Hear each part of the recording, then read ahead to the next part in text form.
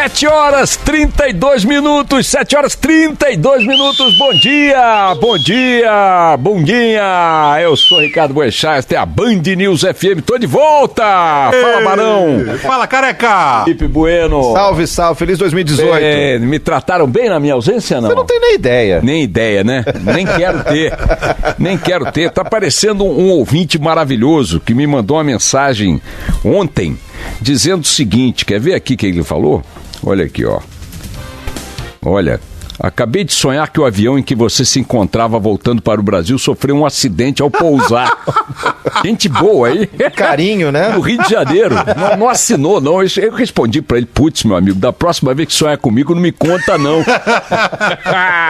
Bom dia, queridos ouvintes, queridas ouvintes, você que está nas praças que compõem a rede Band News FM de notícias, bom dia para Curitiba, para Belo Horizonte, para Brasília, para Fortaleza, João Pessoa, Manaus, Miami, Maringá. Olha, Maringá sempre aí nas paradas. Se eu não falo de Maringá todo dia de manhã, o pessoal de Maringá reclama. Então, Maringá, Orlando, Porto Alegre, Rio de Janeiro, Salvador, São Paulo, Tampa, Vitória. Bom dia, Júlia do Elibe, você que está aí no comando do Café com Jornal, ao lado do nosso Juliano Dipp. Bom dia para vocês aí na bancada do Café com Jornal. Bom dia também para o Rafael Colombo.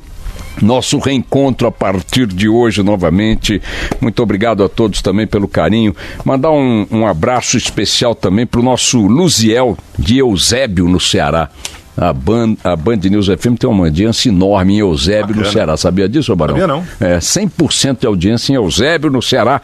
Obrigado ao nosso Luziel, obrigado a todos também que me escreveram durante a minha ausência, muitas mensagens que eu fui lendo escondido da minha doce verusca, né? O que você tá fazendo aí no banheiro há tanto tempo? Nada, meu amor, já tô saindo. Tava lá olhando mensagem, mandando mensagem pra cá. A gente não consegue desligar, né, Barão? Não dá. Sai de férias e tal, mas fica ali xeretando e-mail, xeretando mensagem, SMS, WhatsApp eu não tenho, se tiver enlouqueço. Tá. Muito obrigado a todos pelas muitas mensagens, muitas manifestações de carinho, também pela virada do ano, parabéns aí a todo mundo que está alimentando boas esperanças para este ano de 2018, por que não, né? Que alternativa temos também para olhar para um ano que está começando? Vai ficar reclamando do ano que ainda nem passou? Tem que olhar para frente tentando projetar alguma expectativa positiva. Você sabe que eu tive nos Estados Unidos, Barão, o Felipe Bueno, e tem coisas curiosas, que é o seguinte, você fica acompanhando o noticiário lá, né, na televisão e tal, impressionante como é que, olhando de longe, a gente olha para determinadas coberturas jornalísticas ou assuntos que estão predominando na política global, especialmente no país mais poderoso do mundo e em torno da figura que comanda esse país, portanto, do homem mais poderoso do mundo, que é o Donald Trump, presidente dos Estados Unidos da América e tal.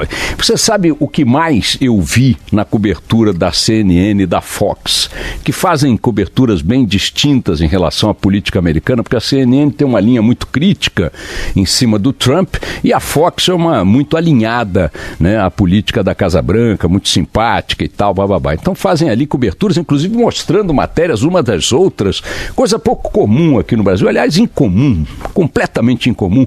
Eles lá botam reportagens da outra, da concorrente, ou entrevistas, trechos de entrevista, então, para falar mal da concorrente, às vezes da conduta da concorrente, de forma bastante natural, pelo menos não há reações assim exacerbadas. Olha, o que a Fox mostrou aqui, que absurdo, aí outra vai e mostra o que a CNN mostrou.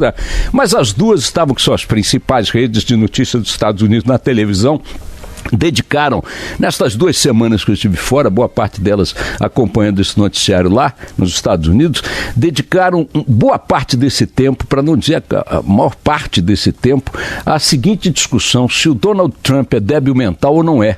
Se ele tem, palavra de honra, debate seríssimo, se o presidente domina suas faculdades mentais, se ele tem capacidade emocional de gerir o país, ou não é, se ele é maluco ou não é maluco, mas esse debate travado a sério, a partir de um livro publicado nos Estados Unidos por um jornalista americano, acho, não me dediquei a esses detalhes, para ver em que ele dizia que o Trump tomava decisões emocionais na Casa Branca, era intempestivo, legislativo, etc. e tal. Então vejam que quando a gente olha para o debate político na nação mais poderosa do mundo, a gente até tende a dizer, opa, peraí, então nós não estamos tão mal na fita assim. Afinal de contas, aqui o que se pergunta é se o nosso presidente recebeu empresário para tratar de dinheiro escuso, se não recebeu, se o assessor dele fugiu com a mala de dinheiro que era para corrupção ou não era um acidente de percurso, era um saque bancário no caixa eletrônico de madrugada. Os temas aqui são outros, mas não necessariamente mais assustadores, num certo sentido, porque afinal de contas, se você disser, pô, peraí, estão discutindo a sanidade mental do homem mais poderoso do mundo, na nação mais poderosa do mundo, você começa até a se sentir meio confortável, achando que os nossos políticos aqui estão apenas roubando, apenas fazendo maus tratos com o dinheiro público, coisas do gênero, apenas mentindo, apenas dissimulando, etc. e tal. Então você diz, poxa, não estamos tão mal assim na fita, não é verdade? Afinal de contas, vocês imaginem um cara com aquele botão vermelho ao alcance da mão que não tenha domínio sobre suas faculdades mentais. Esse era o debate baseado nesse livro. Como é que chama o livro aí, meu caro? Fogo e Fúria.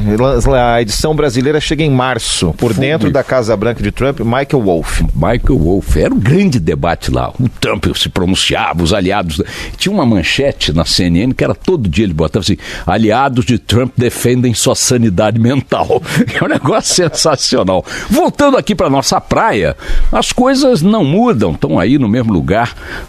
No final do ano passado o cenário era mais ou menos o mesmo, mas eu não quero deixar de registrar, quer dizer, os assuntos estão aí, né?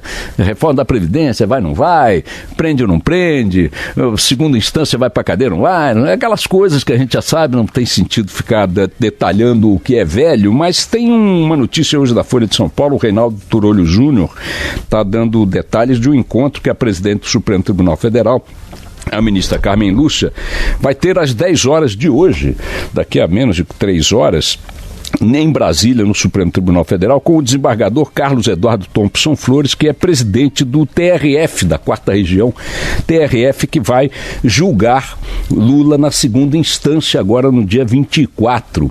E é impressionante o grande carnaval que está se armando em torno desse julgamento, como se fosse aceitável, de lado a lado, de quem quer sua condenação ou de quem quer sua absolvição, transformar este ato jurídico, tá, em motivo para uma grande mobilização que eles pretendem de massa, mas não será de militância, né? Militância organizada.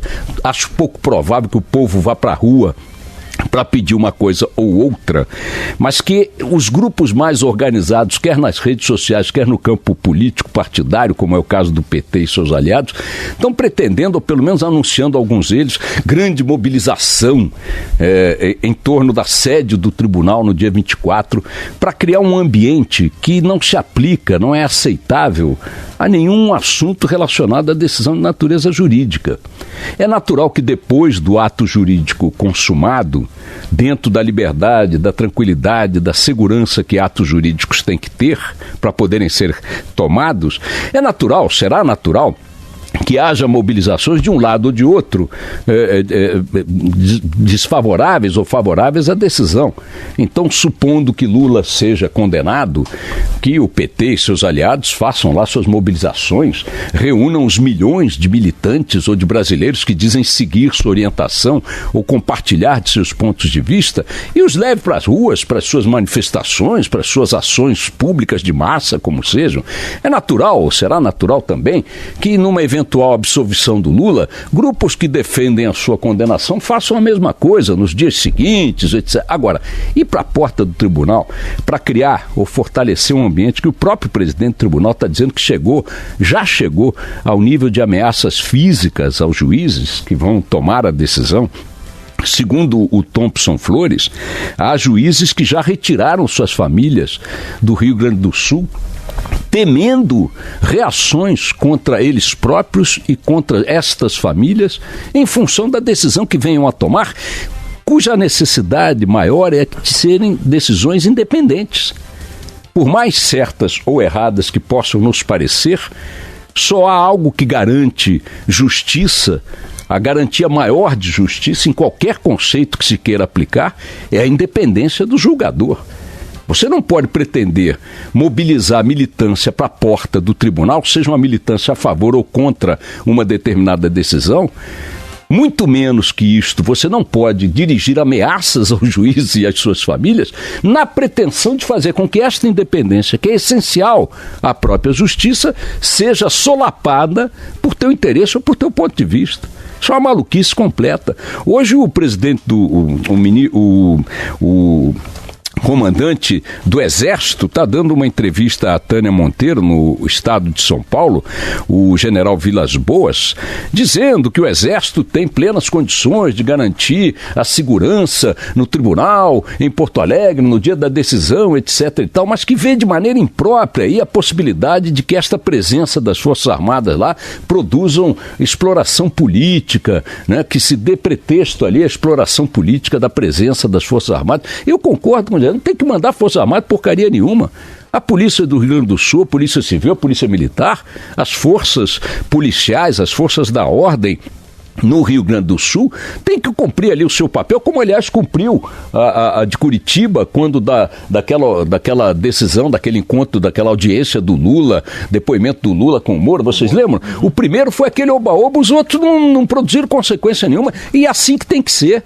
E assim que tem que ser. Concordo inteiramente com o general de que não tem que se destacar Forças Armadas, porque ficam dando a esse julgamento do Lula uma dimensão épica que ele não tem.